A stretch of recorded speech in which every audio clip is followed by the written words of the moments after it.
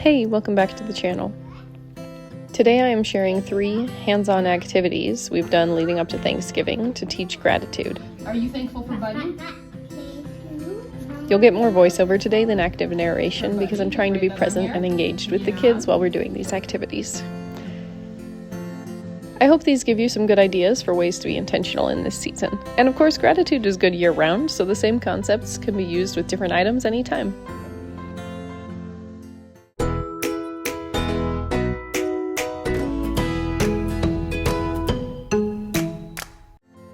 We did this thankful turkey last year with Jed and he loved it, so it was the first thing I brought back this year.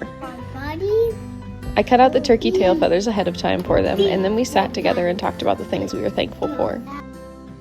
They chose one person or thing for each feather. I wrote it down and then they glued the feathers onto the turkeys. Okay, let's put that on here. Of course, Jed had to add a whole face to his, complete with a beard.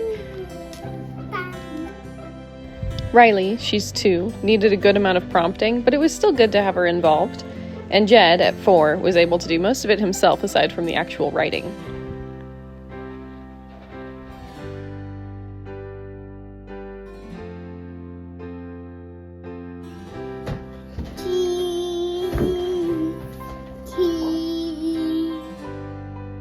This next idea I originally saw as a game of pickup sticks. I don't have pickup sticks though, and I think it wouldn't have been enough to keep younger kiddos like mine entertained. So instead, I made leaves out of pipe cleaners and twisted up these little rakes so they could rake the leaves. The idea was that for each color of leaf, they had to say something they were thankful for in a different category. So red was a person they are thankful for, orange was a place, green was a food, and so on. Jed managed to keep to the system for 3 or 4 leaves, and then they just ended up scattering the leaves and raking them up again.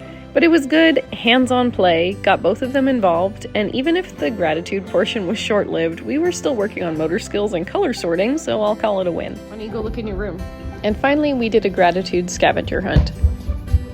Both kids were asked to find certain items that they are thankful for. Something that made them smile, something they liked to smell, something that would make someone else smile, something that was their favorite color, and something they like to eat. I've seen a few different versions of this gratitude scavenger hunt, and you could really make it your own.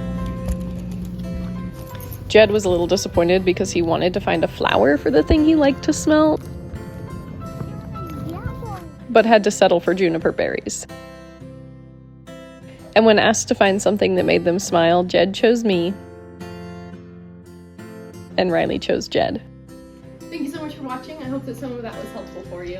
If you have any other great ideas, drop those in the comments. I am working on this week's plans, so it's always good to have more ideas for good activities, especially ones that are going to encourage more than just sort of your traditional school activities, you know?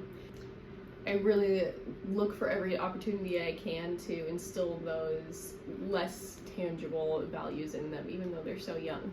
If you haven't, make sure you subscribe, because once we get through the holidays, I'm hoping to do some more content talking about what has worked in this last semester and what I'll change going forward. And I hope that will be helpful for you as well.